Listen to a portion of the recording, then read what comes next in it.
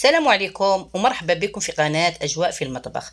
إن شاء الله تكونوا كامل بخير وبصحة جيدة. اليوم راح نديروا مع بعض وصفة المعقودة بطريقة جديدة. إليكم مقادير الوصفة: فرماج من أي نوع تختاروه، حبة بصلة متوسطة طايبة في شوية زيت، نصف ربطة معدنوس، زيتون أسود ولا أخضر اللي حبيته، أنا عندي الأسود، نصف ملعقة صغيرة فلفل أسود، نصف ملعقة كبيرة ملح، بطاطا مقطعة ومفورة راح نخدمو بها. نبداو نحطو البصل مع البطاطا، البصل بعد ما طيبناه مع الزيت مع شوية مع معدنوس مع فلفل أسود مع الملح، بالآلة تاع البطاطا نبداو نرحي فيها، نرحيها مليح، ومن بعد نضيف لها الزيتون بعد ما قطعته ونشفته مليح من الماء، واللي عنده الأخضر يقدر يديره.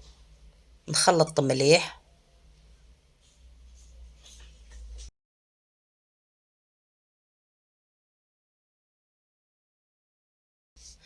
نحكم شوية من البطاطا، نحط في الوسط فرماج ونلمها مليح ونسقمها على شكل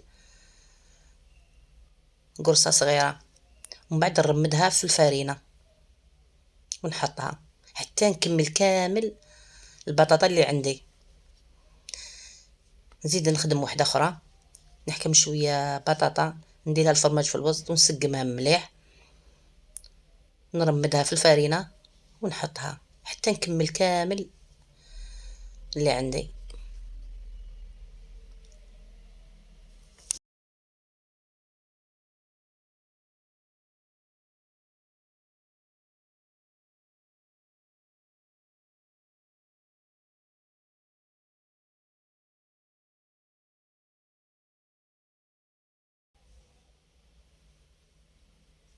في طبسي نحط 2 حبات بيض نخلطهم مليح بالفرشيطة، والطبسي الثاني نحط فيه لا شابلور، نحكم الحبة تاع البطاطا نديرها في البيض مليح، ومن بعد نديها لا شابلور نرمدها مليح،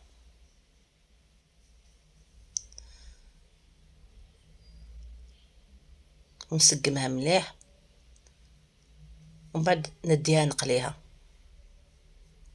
نزيد نخدم واحدة أخرى، نحكم الحبة تاع البطاطا نخلطها مليح في البيض، ومن بعد نزيد نخلطها مليح في لا شابلور،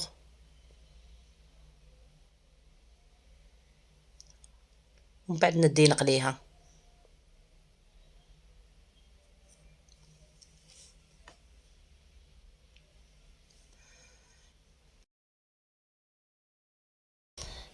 جات الحبة تاع البطاطا مليح طيبة، اللون تاعها ذهبي وجات ما تتفتحش في الطياب.